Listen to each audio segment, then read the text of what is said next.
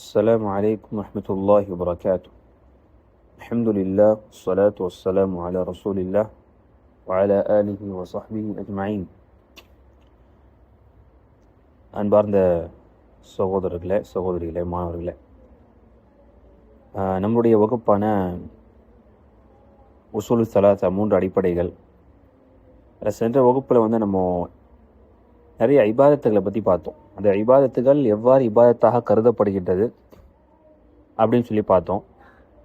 அப்போது அந்த வகையில் நம்ம கடைசியாக பார்க்க இருந்தது அல் இஸ்திகாஸா அப்படிங்கிறது. அல் இஸ்திகாஸா அப்படின்னு என்னென்னா,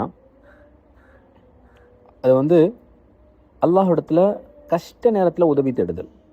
அதாவது ஏற்கனவே உதவி தேடுதலை பற்றி என்ன பார்த்தோம்? யோசிச்சு சொல்லுங்கள். என்ன பார்த்தோம்? அல் இஸ்திஆனா. ஞாபகம் இருக்கா? ரிவிஷன் பண்ணிக்கிட்டே இருக்கணும். இப்போ இஸ்திஆனாங்கிறது எப்பொழுதுமே பொதுவாக கஷ்டமோ இல்லையோ எப்போவுமே கேட்குறது. ஐயாக்க நஅபுது வ ஐயாக்க நஸ்தஈன் எப்பொழுதுமே கேட்குறது. ஆனால் இஸ்திகாஸாங்கிறது கஷ்டம் வரும் பொழுது, துன்பம் வரும் பொழுது அப்போ பிரத்யேகமாக கேட்குறது அல் இஸ்திகாஸா. சரியா? அப்போ அது என்னது? இபாதா. இப்போ இஸ்திஆனா இபாதானா கண்டிப்பாக அது இபாதா தான். ஸோ அந்த மாதிரியான செயல்கள், அதாவது அல்லாஹ் மட்டும் அந்த விஷயத்திற்கு விமோச்சனம் தரக்கூடிய அல்லது நம்மளுடைய ப்ராப்ளமுக்கு சொல்யூஷன் தரக்கூடிய விஷயங்கள்லாம் அல்லாஹ்ட்ட மட்டும்தான் கேட்கணும் கஷ்ட காலத்தில்.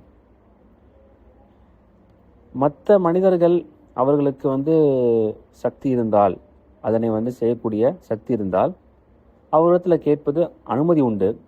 ஆனால் நம்ம எந்த அளவுக்கு மனிதர்களுடைய விஷயங்களை தவிர்த்து அவங்களிடத்தில் நாடுவதை, அவங்களிடத்தில் நம்ம டிபெண்ட் ஆகிறத நம்ம தடுத்து இருக்கிறோமோ அந்த அளவுக்கு நம்மளுக்கு சிறந்தது அப்படிங்கிறத நம்ம இந்த இடத்துல தெரிவிக்கிறோம். நம்ம அல்லாஹ்ட்ட முழுமையான பொறுப்பு விட்டுட்டோம்னா அவன் ஏதோ ஒரு புறத்துலேருந்து நம்மளுக்கு என்ன பண்ணுவான்? உதவிகளை கண்டிப்பாக அனுப்புவான் என்ற ஒரு விஷயம் நம்ம நம்பிக்கை இருக்கணும். ஸோ அதான் இஸ்திகாஸா. சரியா? இப்போ இது எப்படி இபாதா என்பது குர்ஆன் மூலிமா நம்ம எப்படி பார்க்குறது அப்படிங்கிறது ஆதாரம் கொடுக்குறாரு ஆசிரியர். 8வது அத்தியாயம் சூரத்துல் அன்ஃபாலுடைய அத்தியாயத்தினுடைய 9வது வசனம். இத் தஸ்தகீஸூன ரப்பக்கும் ஃபஸ்தஜாப லக்கும். இத் தஸ்தகீஸூன ரப்பக்கும், நீங்கள் அல்லாஹ்விடத்தில் இஸ்திகாஸா பண்ணதை, உதவி தேடினதை நினைத்து பாருங்கள் என்று அல்லாஹ் யாருக்கு சொல்கிறான்? நபிக்கு சொல்கிறான், சஹாபாக்களுக்கு சொல்கிறான். எதை பற்றி பேசுது? எப்போ அவங்க உதவி தேடினாங்க? பத்ரு போரில் அவங்க உதவி தேடினாங்க. பத்ரு போரில் வெறும் 300 நபர்கள் தான் இருந்தாங்க, அவர்கள் 1000 நபர்கள் இருந்தாங்க. அப்போ அந்த நேரத்தில் சாத்தியமே இல்லாத ஒரு நேரத்தில் அல்லாஹ் சுப்ஹானஹு வ தஆலா இடத்துல முறையிட்டாங்க. யா அல்லாஹ், கண்டிப்பாக இந்த சமுதாயத்தை நீ அழிச்சிட்டேன்னா அப்புறம் வணங்குவதற்கு யாருமே இருக்க மாட்டாங்க அப்படின்னு சொல்லிட்டு அல்லாஹ் இடத்துல முழுமையான பொறுப்பை சாட்டினாங்க. நம்முடைய நபி ஸல்லல்லாஹு அலைஹி வஸல்லம் அவங்களுக்கு அழுது துஆ கேட்டாங்க போர்க்குளத்தில். அதை நீங்கள் நினச்சி பாருங்கள். அப்போ அல்லாஹ் சொல்கிறான், ஃபஸ்தஜாப லக்கும், உங்களுக்கு நான் என்ன பண்ணேன்? பதிலளித்தேன், உங்களுடைய இறைவன் பதிலளித்தான் அப்படின்னு சொல்கிறாங்க. அப்போது இஸ்திகாஸா என்பது அல்லாஹ்விடத்தில் நம்ம செய்யக்கூடிய இபாதா என்பது நமக்கு இந்த இந்த வசனத்தின் மூலமாக தெரிகின்றது. சரி, அதற்கப்புறம் உள்ள இபாதா என்ன சொல்லியிருக்காங்க அப்படின்னு சொன்னால், அஸ்ஸபஹ் வதலீல் உஸ்ஸபஹ். அஸ்ஸபஹ் என்று சொன்னால் அறுத்து பலியிடுதல். தபஹ் என்று சொன்னால் அறுத்து பலியிடுதல், அதாவது குர்பானி கொடுத்தல். அதுவும் இபாதா. இப்போ யாருக்காவது நம்ம குர்பானி கொடுக்க முடியுமா? அல்லாஹ் அல்லாதவர்களுக்கு முடியவே முடியாது. அல்லாஹ் அல்லாதவர்களுக்கு நம்ம குர்பானி கொடுத்தா என்னாகும்? ஷிர்க் வச்சிட்டோம். அது ஒரு இபாதா. சரி, அது எப்படிங்க இபாதா? அல்லாஹ் சொல்கிறான் 6வது அத்தியாயம் 162வது வசனம். குல் இன்ன ஸலாத்தி, நபியை நீங்கள் சொல்லுங்கள், நிச்சயமாக என்னுடைய தொழுகை, ஒனுசுக்கி என்னுடைய அறுத்து பலியிடுதல் வருதா, ஒமஹியா என்னுடைய வாழ்க்கை, ஒமமாத்தி என்னுடைய மரணம், லில்லாஹி ரப்பில் ஆலமீன் அல்லாஹுக்கே உரித்தானது, வேறு யாருக்கும் கிடையாது. லா ஷரீக லஹ், அவனுக்கு எந்த ஒரு இணையும் கிடையாது. ஒபிதாலிக உமிர்து வ அனா அவ்வலுல் முஸ்லிமீன், அதைத்தான் நான் கட்டளையிடப்பட்டேன், அதைத்தான் நான் ஏற்றுக்கொண்டேன், நான் முஸ்லிம்களில் முதன்மையானவனாக இருக்கின்றேன்.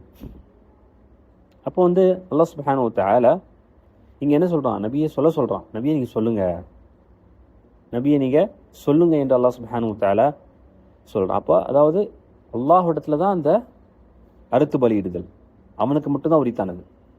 இன்னொரு இடத்துல நபி ஸல்லல்லாஹு அலைஹி வஸல்லம் சொல்கிறாங்க, லஅனல்லாஹு மன் தபஹ லிகைரில்லா, அதுவும் சொல்றாங்க இங்க. அதையும் நம்மளோட ஆசிரியர் போட்டிருக்காரு. லஅனல்லாஹ், அல்லாஹ் வந்து சபிக்கிறான். எவ்வளோ பெரிய வார்த்தை. மன் தபஹ லிகைரில்லா, யார் அல்லாஹ் அல்லாதவர்களுக்கு அறுத்து பலியிட்டார்களோ, அது யார் வேணாலும் இருக்கலாம். ஒரு மனிதராக இருக்கலாம், ஒரு சிலையாக இருக்கலாம். எந்த அளவுக்குன்னு சொன்னால், ஒரு ஹதீஸ் நம்ம பார்க்க முடியுது. ஒரு மனிதர் என்ன பண்ணுறாரு, 2 மனிதர்கள் வந்து ஒரு ஒரு ஒரு ஒரு ஊரை தாண்டி போகிறாங்க. அந்த ஊருடைய வழக்கம் என்னன்னு பார்த்தீங்கன்னா, யாரெல்லாம் அந்த ஊரை தாண்டி போகிறாங்களோ அவங்கெல்லாம் ஒரு பிராணியை வந்து அறுத்து பலியிடணும். அப்போ வந்து 2 பேருமே முஸ்லீமு. அப்போ ஒரு முஸ்லீம் என்ன பண்ணுறாரு, நான் அதெல்லாம் அறுத்து பலியிட மாட்டேன், அல்லாஹ்வுக்கு தவிர வேறு யாருக்கும் நான் அறுத்து பலியிட மாட்டேன்னு சொல்லி அவர் வந்து ரொம்ப பிடிப்பாக இருக்கிறாரு. அப்போ அவங்க என்ன பண்ணுறாங்கன்னா, அந்த முஸ்லீமை வந்து கொலை செஞ்சிடறாங்க. அதனால அவர் சொர்க்கத்துக்கு போயிடாரு, ஷஹீதை சொர்க்கத்துக்கு போயிடாரு. இன்னொருத்தர் என்ன பண்ணுறாரு, இன்னொரு முஸ்லீம் அப்படியே வராரு. அப்போது அவரை சொல்கிறாங்க, அவர் அப்படி நிற்கிறாரு. அப்போது வந்து நீங்கள் ஒரு ஈயை கூட அடிச்சுட்டு என்ன பண்ணலாம், இந்த சிலைக்கு, அங்கே ஒரு சிலை இருக்குது, அந்த சிலைக்கு நீங்கள் காணிக்கையாக வச்சுட்டு போகலாம். ஒரு ஈ, அது ஒரு அறுத்து பலியிடுதல் தானே. அவர் என்னடா ஈ தானடா அப்படின்னு சொல்லிட்டு அவர் அந்த ஈயை அடிச்சுட்டு அந்த சிலைக்கு காணிக்கை வச்சுட்டு போய் தன்னோட உயிரை காப்பாற்றிக்கிறாரு. ஆனால் மறுமையில் அவர் நரகத்துக்கு போயிடுறாரு. அதுக்கு முன்னாடி சென்றார் பாரு, அவர் அந்த ஈயை கூட அடிக்கலை. சின்ன ஒரு ஈயை கூட நான் வந்து அல்லாதவர்களுக்கு குர்பானியாக பலியீடாக கொடுக்க மாட்டேன் என்று சொல்லி அவர் மரணம் அடைந்தார், சொர்க்கத்துக்கு சென்றார் அந்த முதலாம் நபர். 2வது நபர் ஈயை அடித்து நரகத்துக்கு சென்றார். அப்போது இதுலேருந்து என்ன தெரியுது நம்மளுக்கு, இபாதா. இதெல்லாம் இபாதா என்பது மக்களுக்கு தெரியாது. மக்களுடைய மனதில் என்ன இருக்குது, இபாதா என்பது தொழுகை மட்டும்தான், ஜக்காத் மட்டும்தான். ஜக்காத் கூட இபாதான்னு நினைக்கிறாங்களான்னு தெரியாது. ஹஜ்ஜி, நோம்பு, இது மட்டும்தான் இபாதா அவங்களுடைய பார்வையில். துவா, தவக்குல், அல்லாஹ்விடத்தில் உதவி தேடுதல், அல்லாஹை பயப்படுதல், அல்லாஹ்விடத்தில் நாட்டம் வைத்தல், அவனிடத்துல பாதுகாப்பு, இதெல்லாம் இபாதா என்று அவங்களுக்கு தெரியாமல் என்ன பண்ணுறாங்க, அவர்கள் வந்து தர்காவில் போயிட்டு அவங்க என்ன பண்ணுறாங்க, நான் தான் இபாதத் செய்யலையே, நான் தான் ஷிர்க் செய்யலையே, நான் அந்த அவளிகிட்ட போயிட்டு என்னுடைய பாதுகாப்பு காண்பிக்கிறேன், எனக்கு உதவி தர்றேன், அது ஷிர்க்கு கிடையாது, அது நான் இபாதத் கிடையாது என்று சொல்லி அவர்கள் தவறான ஒரு எண்ணத்தில் இருக்கிறாங்க. இப்போ அதை வந்து நம்ம என்ன பண்ணணும்னு சொன்னால் சரி செய்ய வேண்டும். புரியுதா உங்களுக்கு? அப்போது இந்த நபி ஸல்லல்லாஹு அலைஹி ஹதீஸ் என்ன சொல்கிறாங்க, யார் அல்லாதவர்களுக்கு அறுத்து பலியிட்டாரோ அவர்களுக்கு லானத் உண்டாகட்டும் அப்படின்றாங்க. அடுத்ததாக வந்து பாருங்க, வ தலீலு நஸர், கடைசியான இபாதா என்னது இங்கே சொல்லப்பட்டிருக்கு, நஸர். நஸர் அப்படின்னு சொன்னால் நேர்த்தை கடன். நதுனா என்னது, நேர்த்தை கடன். அதாவது நான் சில பேர் சொல்லுவாங்கள்ல, யல்லா எனக்கு வந்து இந்த விஷயத்தை நீ பூர்த்தி செஞ்சுட்டேன்னா, என்னுடைய இந்த ஹாஜத்தை நீ நிறைவேற்றிட்டேன்னா, நான் வந்து உனக்கு 2 கை தொழுகிறேன், இல்லை உனக்கு 10 பேருக்கு சாப்பாடு போடுறேன், இல்லை நான் 10 பேருக்கு சதக்கா கொடுக்குறேன். இப்படி வந்து சில நியத்துகளை வச்சுப்பாங்க. அதுக்கு பேர் தான் என்னது, நஸர். இது வந்து இஸ்லாத்தில் வந்து எப்படி இதை பார்க்கப்படுகிறது அப்படின்னு சொன்னால் ஒரு இபாதா கண்டிப்பாக.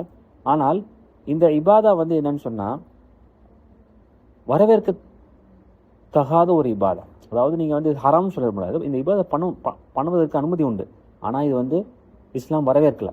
நீங்கள் பண்ணுங்கன்னு சொல்லி இதை வந்து உபதேசம் செய்யலை, இதை வந்து தவிர்க்க சொல்லுது இஸ்லாம். ஏன் அப்படின்னு சொன்னால் அல்லாஹ்விடத்தில் எப்போவுமே அல்லாஹ் என்ன பண்ணுறான், நீங்கள் வந்து என்ற கேள்வி நான் தரேன் தான். நம்ம இதுக்கு அல்லாஹ்விடத்தில் யாரெல்லாம் நீ கேட்டேன்னா உனக்கு இது பண்ணுறேன், எனக்கு அல்லாஹ்விடத்தில் நம்ம வந்து ஒரு டீல் மாதிரி பேசுகிறோம். அல்லாஹ்வுக்கும் நமக்கு டீல் கிடையாது. அல்லாஹ்வுக்கு நம்ம வந்து லஞ்சம் கொடுக்க தேவையில்லை.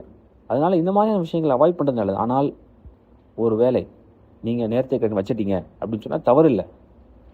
வச்சிட்டீங்க அப்படின்னு சொன்னால் அதை நிறைவேற்றியே ஆகணும். வச்சிட்டிங்கன்னா நிறைவேற்றணும். நிறைவேற்றலன்னு சொன்னால் அதுக்கு பரிகாரம் இருக்குது. அதுக்கு என்ன இருக்குது, பரிகாரம் இருக்குது. சரியா? அப்போ அது கண்டிப்பாக நம்ம என்ன பண்ணணும், நிறைவேற்றி ஆக வேண்டும். அது ஒரு இபாதா. அதான் அவங்க சொல்கிறாங்க, யூஃபூன பின் நத்ரி வ யஹாஃபூன யௌமன் கான ஷர்ருஹு முஸ்ததீரா. அதாவது நல்லவர்களை பற்றி அல்லாஹ் சொல்கிறான் சூரத்துல் இன்சானில் 26வது அத்தியாயம் 7வது வசனத்தில். அவர்கள் என்ன பண்ணுவாங்க, நல்லவர்கள் நேர்த்தை கடன் வைத்தால் அதனை பூர்த்தி செய்வாங்க. மேலும் அவர்கள் அந்த மறுமை நாளை, இருள் மற்றும் தீயவைகள் சூழ்ந்திருக்கக்கூடிய இந்த மறுமை நாளை அவர்கள் வந்து நம்புவாங்க, பயப்படுவாங்க.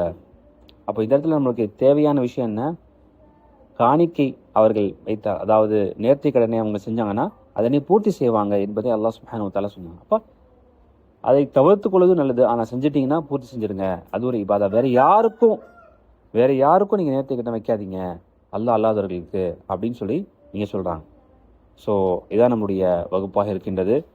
என்ன கான்செப்ட் அப்படின்னு சொன்னால், நம்ம எந்த ஒரு விஷயம் நம்மளோட குரான்லேயோ அல்லது சொன்னாலேயோ நமக்கு சொல்லப்பட்டிருக்குதோ அந்த விஷயத்தை, அந்த கட்டளையை அல்லாஹ் மட்டும் செலுத்த வேண்டும். அல்லாஹ் அல்லாதவர்களுக்கு செலுத்தினால் அது ஷிர்காக மாறிவிடும். இப்போ இபாதத்தை அவனுக்கு மட்டும் செலுத்தணும். இபாதத் என்பது ஒரு பெரிய வட்டம், ஒரு குறுகிய வட்டம் அல்ல என்பதை நம்ம இந்த இடத்துல தெரிந்து கொள்கின்றோம். ஜஸாக்குமுல்லாஹு ஹைரன். இன்ஷா அல்லாஹ் அடுத்த வகுப்பில் நம்ம அடுத்த விஷயத்தை பார்ப்போம். அஸ்ஸலாமு அலைக்கும் வரஹ்மத்துல்லாஹி வபரகாத்துஹு.